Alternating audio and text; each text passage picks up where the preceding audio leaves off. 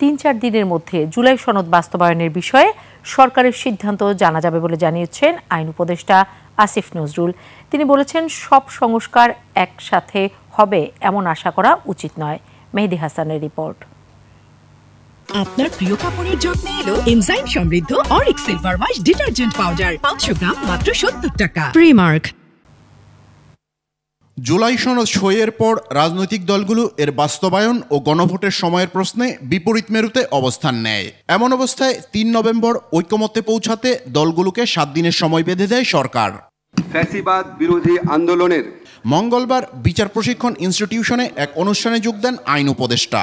পরে তিনি বলেন, রাজনৈতিক দলগুলো একমত হতে না পারায় গণভোট নিয়ে কয়েকদিনের মধ্যে সিদ্ধান্ত দেবে সরকার।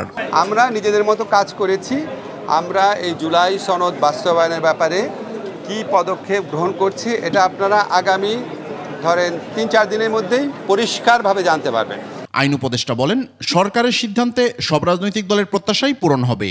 আমরা উপদেষ্টা পরিষদে বিভিন্ন পর্যায়ে আলোচনা করছি এবং আমরা চেষ্টা করছি সকল দলের প্রত্যাশার মধ্যে সমন্বয় ঘটিয়ে দেশের স্বার্থে, জনগণের স্বার্থে যেই ধরনের একটা পদক্ষেপ নেওয়া প্রয়োজন সেটাই আমরা নিতে যাচ্ছি।